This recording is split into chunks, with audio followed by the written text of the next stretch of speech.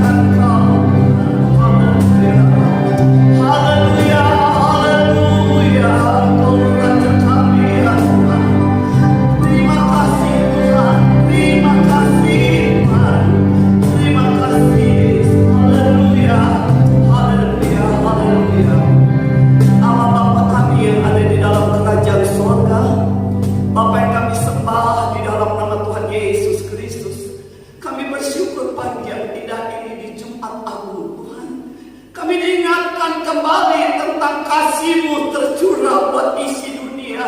Engkau rela berkorban di kayu salib karena dosa-dosa kami.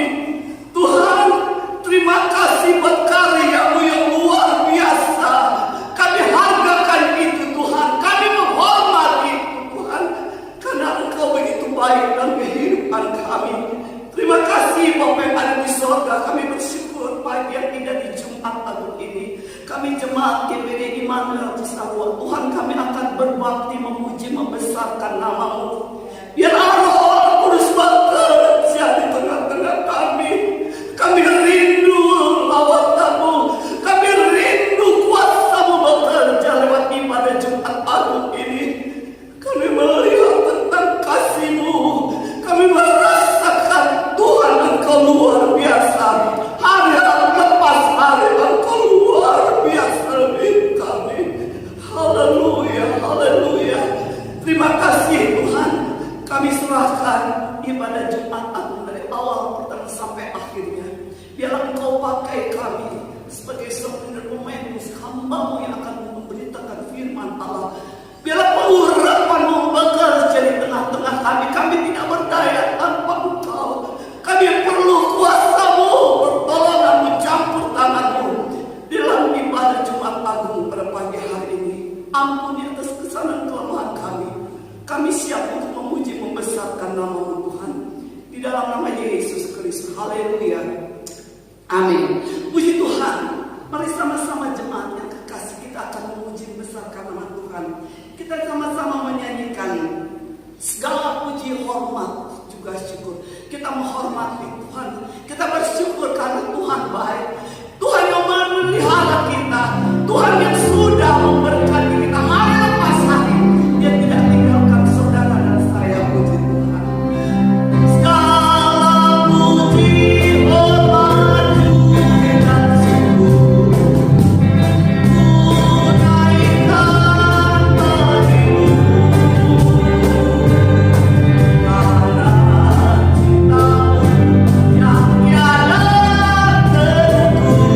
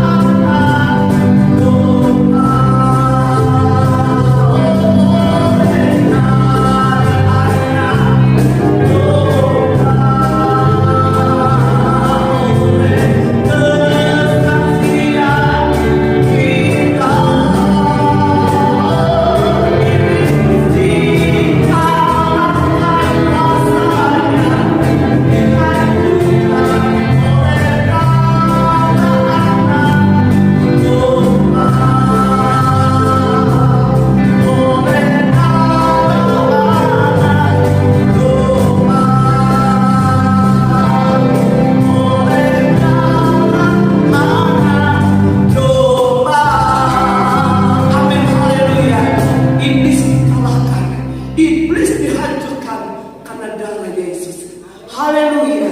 Dia rela berkorban di Golgota. Dia sayang, dia cinta buat saudara dan saya. Puji Tuhan, puji Tuhan. Kita rindu untuk mendengarkan firman Allah. Firman Allah yang menjadi satu kekuatan dalam perjalanan kita. Sepanjang hari kita perlu firman Allah yang menjadi kompas dalam perjalanan saudara dan saya. Puji Tuhan, biarlah kita mau siapkan hati, pikiran dan pendengaran kita. Biarlah kuasa firman Allah yang kita dengar boleh menjadi bagian dalam kehidupan kita untuk mengenal bagaimana pengorbanan Yesus di kayu salib buat saudara dan saya.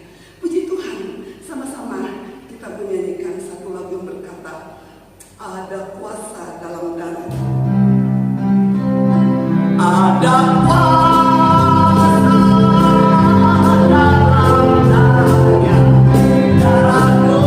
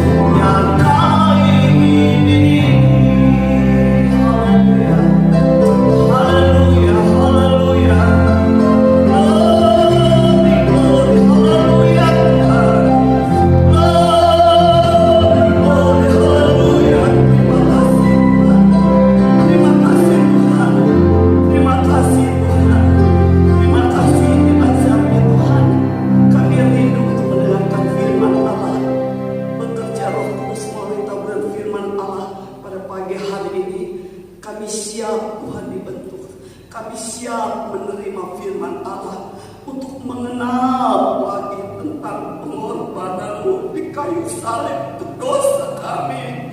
Tuhan, terima kasih Tuhan. Terima kasih kami mau duduk diam untuk mendengar dan menghantarkan firman Allah. Tuhan, urapan menyertai hamba-Mu akan memberitakan firman Allah. Ada kuasa yang tidak senang. Kami mendengar firman Allah, kami sehati berdoa, kami tinggi dalam nama Yesus. Oh, hancurkan kuasa kegelapan. Biar Roh Kudus bekerja lewat hati, pikiran pendengaran kami supaya kami boleh mendapatkan berkat yang luar biasa lewat firman Allah. Inilah doa kami padamu, kami siap untuk mendengarkan firman Allah. Kami sambut firman Allah dengan penuh ucapan syukur dalam nama Yesus Kristus. Haleluya. Amin.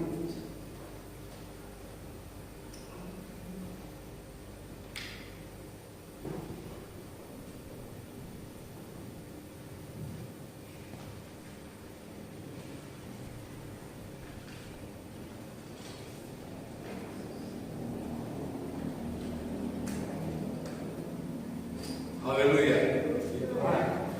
Haleluya. Puji nama Tuhan. Pada hari Jumat tanggal 10 April 2020 kita mengadakan ibadah raya Jumat Agung yang akan disertai dengan perjamuan suci.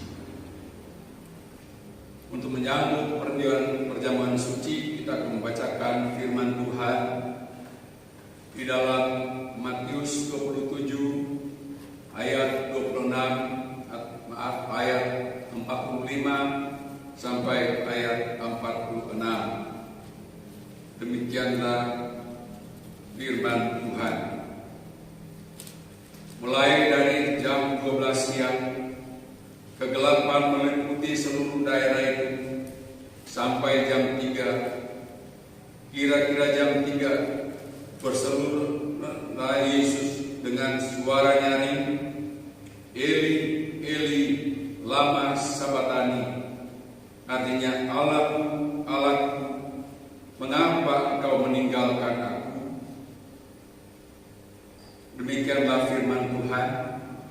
Dan kita mengambil tema, mengapa engkau meninggalkan aku?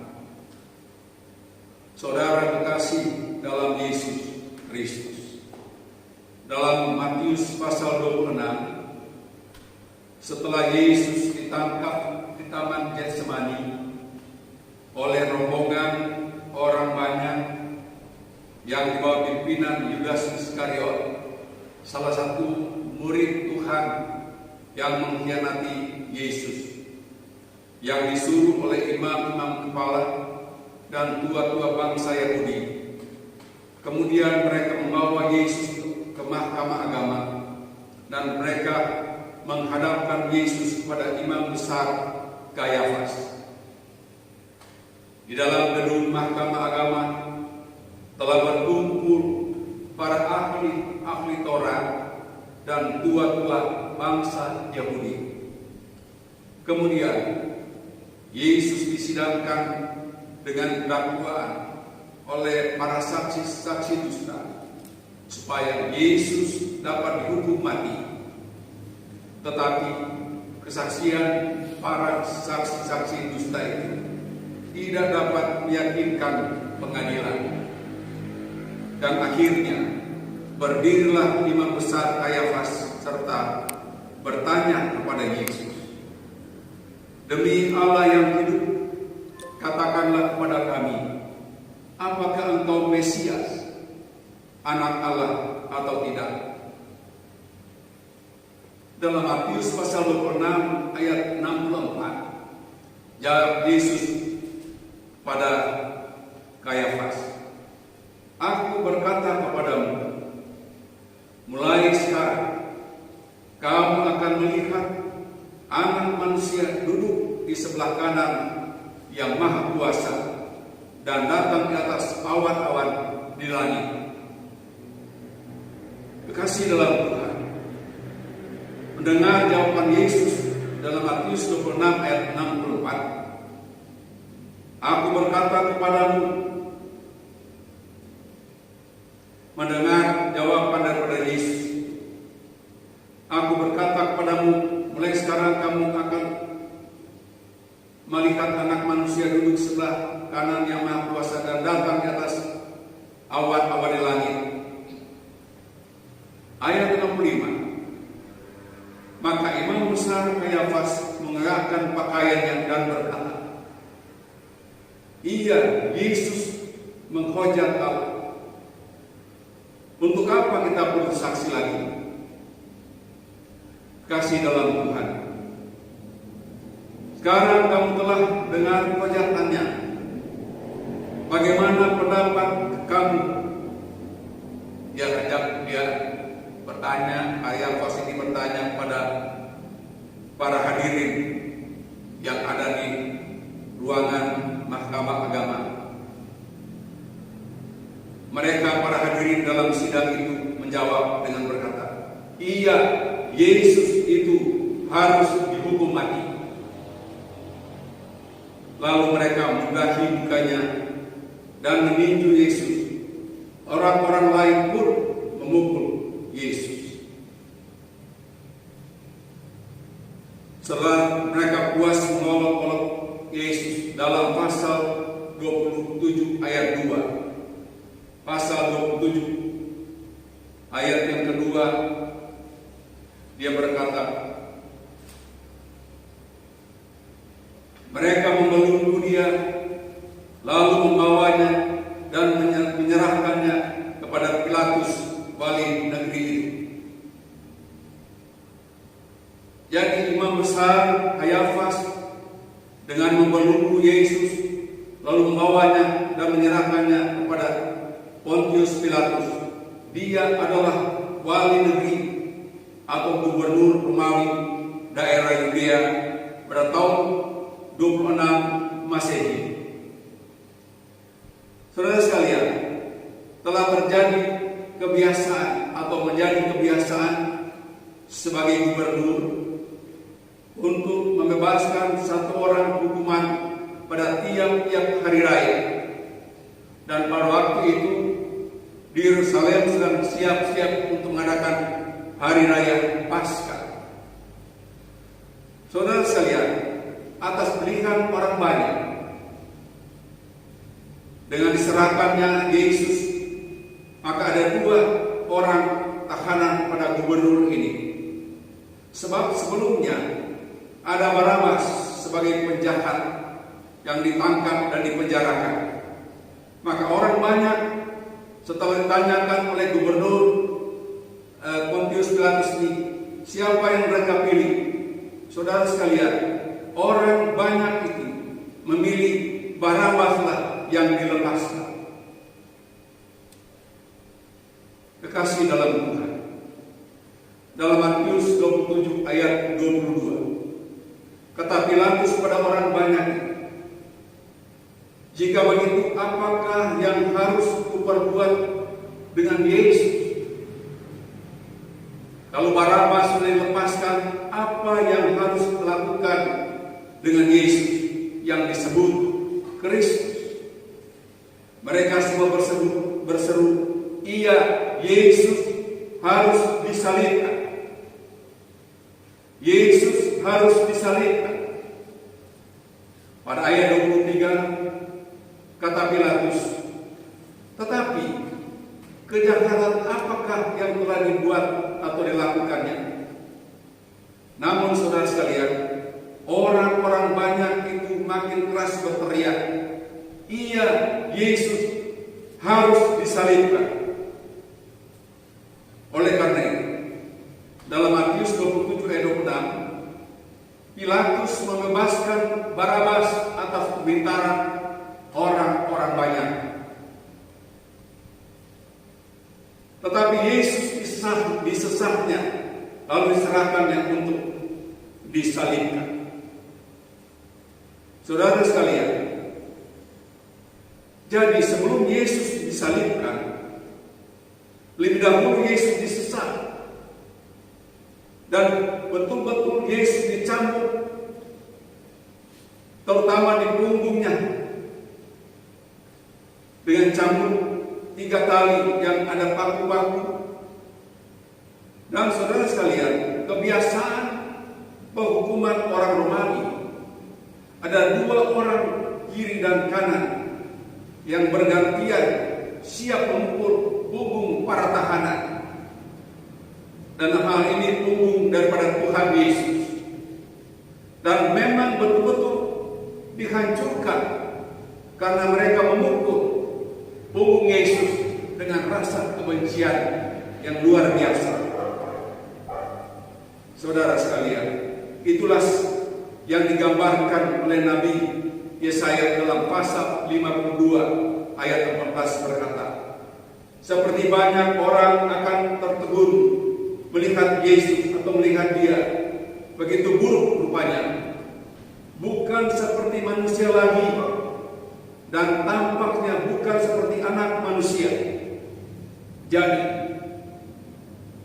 Nabi Yesaya pada tahun 700 sebelum kejadian, dia telah menubuatkan bagaimana mereka menghancurkan Yesus. Betul-betul dihancurkan sehingga dia tidak seperti anak manusia lagi. Saudara sekalian, dalam keadaan hancur, daging berserakan, darah berceceran, tak lagi seperti anak manusia. Yesus itu dipakukan pada kayu salib di atas bukit Golgota. Pada waktu Yesus disalibkan, kita membaca dalam Matius pasal 27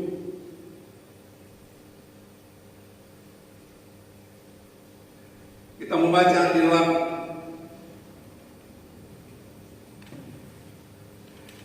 kita membaca dalam Yesaya 52 ayat 14 berkata, seperti banyak orang akan tertegun melihat dia, begitu rupa, bukan lagi seperti manusia lagi, tampaknya bukan lagi seperti anak manusia. Saudara, dalam keadaan hancur, tak lagi berupa anak manusia, Yesus itu dipakukan di kayu salib di atas bukit Golgota. Dan pada waktu Yesus disalibkan, kita membaca dalam Markus 27 ayat 45, mulai jam 12 siang sampai jam 3 sore, kegelapan meliputi sekitar bukit Golgota, menjadi gelap. Mengapa, saudara? Sebab Yesus anak Allah sedang tergantung di atas kayu salib dengan tubuh yang hancur, berdarah-darah antara bumi dan langit. Padahal dia, Yesus, tidak berdosa, tidak pernah membuat dosa, tetapi dijadikan dosa untuk menebus umat manusia yang berdosa supaya jangan binasa. Itulah kasih Tuhan, supaya saudara dan saya, umat manusia yang percaya kepada Yesus, jangan binasa.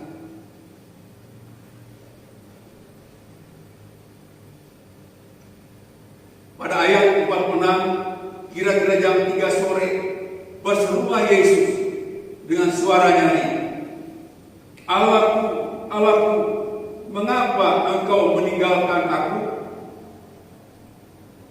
Kekasih dalam Tuhan, seruan ini merupakan puncak dari kesengsaraan penderitaan Yesus bagi dunia yang terhilang, di mana Yesus datang, di mana Yesus sedang merasakan pemisahan dari Allah Bapa sebagai pengganti orang-orang berdosa.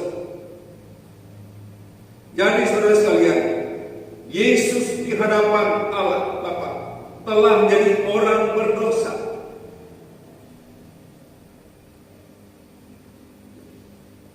Walaupun dia tidak pernah berbuat dosa, tetapi telah dijadikan dosa karena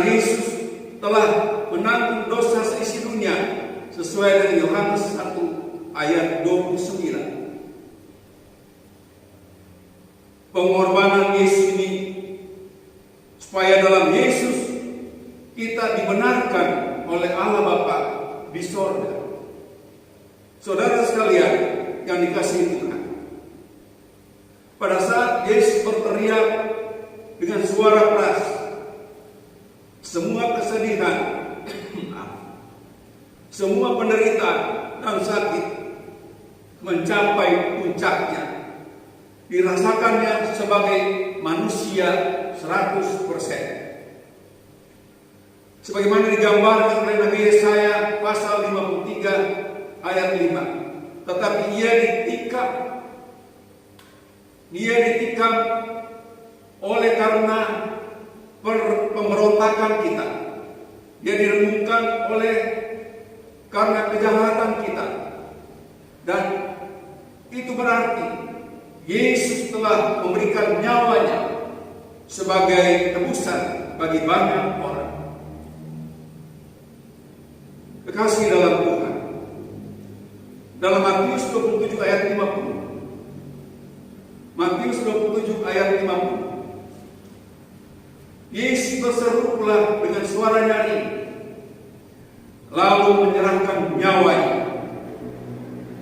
Jadi saudara, Yesus sendiri yang menyerahkan nyawanya jadi tebusan bagi banyak orang.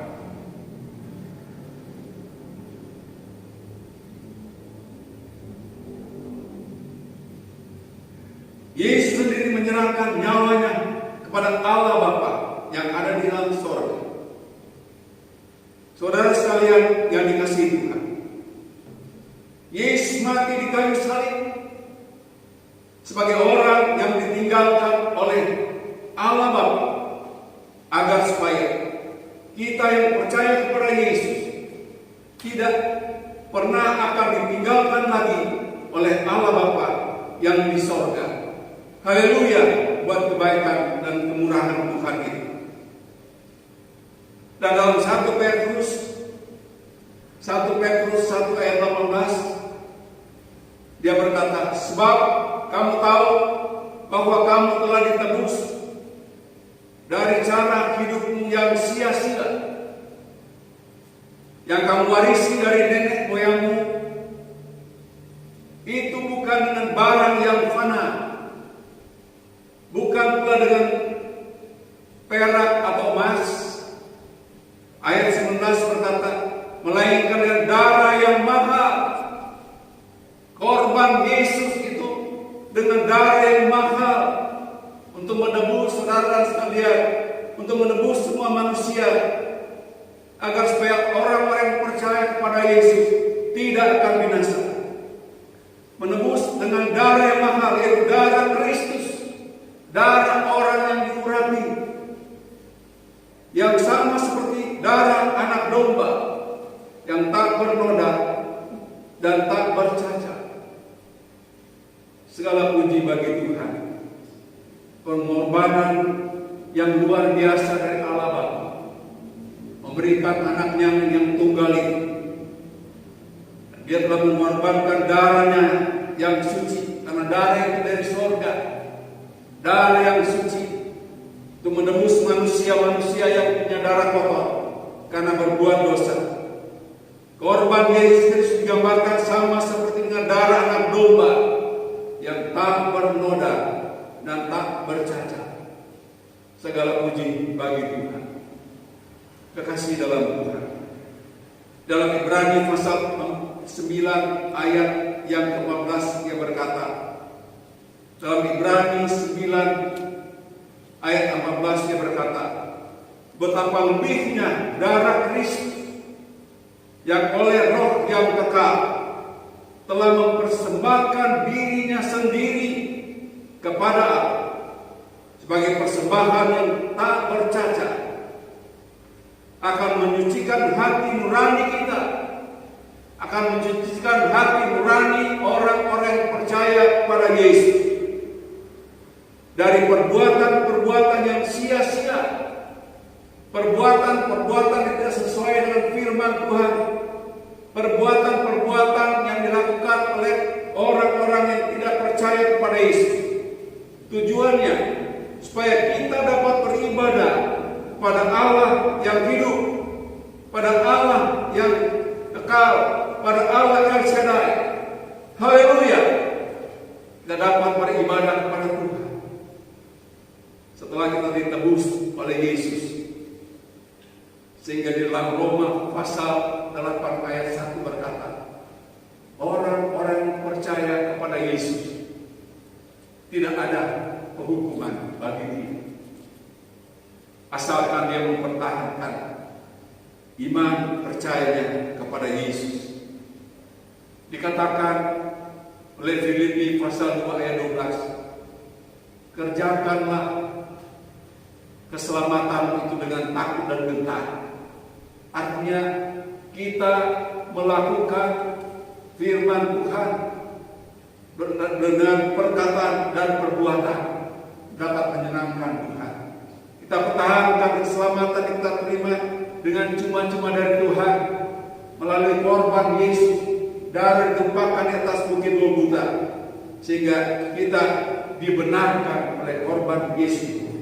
Itulah yang dikatakan Paulus, pertahankanlah akan iman kita, pertahankanlah akan percaya kita, agar supaya keselamatan yang Tuhan sudah berikan dengan cuma-cuma tidak akan hilang daripada orang yang percaya. Puji nama Tuhan, kekal sampai selama-lamanya. Haleluya. Mari kita menyanyi bersama-sama untuk menyambut perjamuan suci. Salibnya, salibnya, selamat, mulia, dan seterusnya.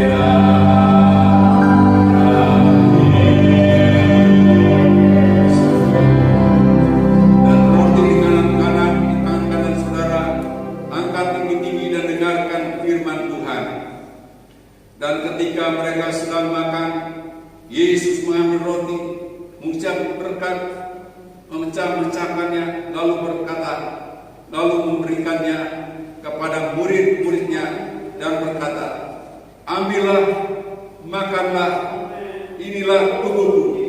Jadi roti ini adalah tubuh Kristus yang dikorbankan di kayu salib untuk menebus dosamu dan dosaku dan dosa semua umat yang percaya. Mari kita makan roti ini. Ingat korban Yesus di atas kayu salib bagimu dan bagiku dan bagi semua orang percaya. Kita makan dalam nama Yesus. Haleluya bagi Tuhan. Betapa besar pengorbanan Bapa di sorga untuk menyerahkan anakmu yang tunggal, yang dikasihi, untuk dikorbankan dan menjadi korban atas bukit Golgota. Darahnya menyucikan kami semua. Terima kasih bagi korban sehingga pintu sorga terbuka bagi kita, bagi umat-umat yang percaya kepada Tuhan. Terima kasih Tuhan. Dengan anggur di tangan kanan saudara, angkat tinggi-tinggi dengarkan firman Tuhan. Sesudah itu ia mengambil cawan, mengucap syukur, lalu memberikannya kepada mereka dan berkata, minumlah kamu semua dari cawan ini, sebab inilah darahku, darah perjanjian yang ditumpahkan bagi banyak orang untuk pengampunan dosa. Saudara sekalian, cawan ini adalah darah Yesus yang ditumpahkan di atas bukit Golgota untuk pengampunan dosa bagi orang yang percaya kepada Yesus, sehingga orang itu tidak akan binasa. Saudara dan saya tidak akan binasa, tapi akan beroleh hidup yang kekal bersama dengan Yesus di dalam kekekalan. Haleluya. Mari kita minum cawan ini, ingat akan korban Yesus bagimu dan bagi, di dalam nama Tuhan Yesus Kristus.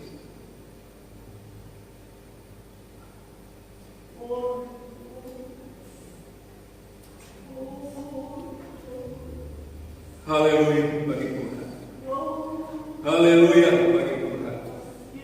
Haleluya bagi Tuhan. Engkau Allah yang hebat, Engkau Allah yang luar biasa. Terima kasih Tuhan buat pengorbananmu yang telah Kau berikan dengan segenap hati, jiwa dihancurkan untuk keselamatan umat-umat manusia, saudara saya. Segala puji bagi Tuhan. Biarlah kita selalu menaikkan ucapan syukur kepada Tuhan yang telah memberikan yang terbaik bagi kita semua, sehingga korban Yesus menyebabkan kita semua yang percaya terbuka pintu sorga bagi kita untuk selama-lamanya. Haleluya. Haleluya. Terpujilah Tuhan. Terdapat pada akhir ibadah kita Jumat Agung tanggal 10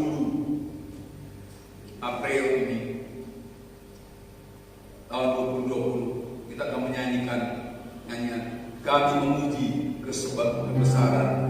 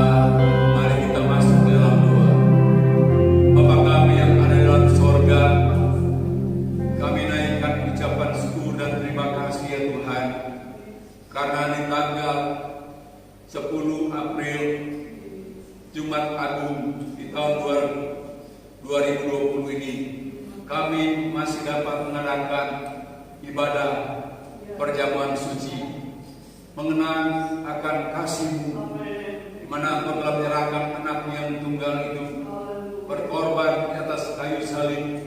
Dia disiksa, sangat disiksa, sehingga Nabi Yesaya berkata, Dia tidak lagi berbentuk sebagai manusia, benar-benar yang dihancurkan oleh kemarahan orang-orang yang membenci akan Yesus.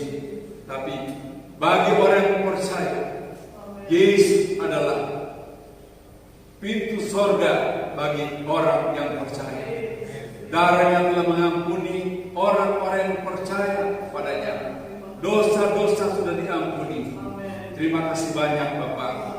walaupun kami mengadakan ibadah bukan di gereja tapi di rumah-rumah kami masing-masing, tapi kami merasakan hadirat-Mu, merasakan kuasa-Mu, merasakan Engkau luar biasa ya Tuhan. Kiranya Engkau Tuhan selalu menjaga kami, memelihara kami, menjauhkan dari hal-hal yang tidak berkenan kepada Tuhan, dan pagari kami dengan darah-Mu Tuhan. Jauhkan kami dari penyakit-penyakit sampar yang sedang berjalan pada petang hari ini Tuhan, di mana banyak yang korbannya Tuhan, banyak yang berduka. Kiranya Engkau hentikan Tuhan penyakit ini, agar supaya Tuhan kematian tidak berkelanjutan, sehingga kami dapat lagi beribadah di gereja sebagaimana biasa, dan umat-umat dapat lagi melakukan aktivitas sebagaimana biasa. Hanya Engkau yang dapat menghentikan, hanya Engkau yang dapat mengalahkan akan penyakit sampar ini Tuhan.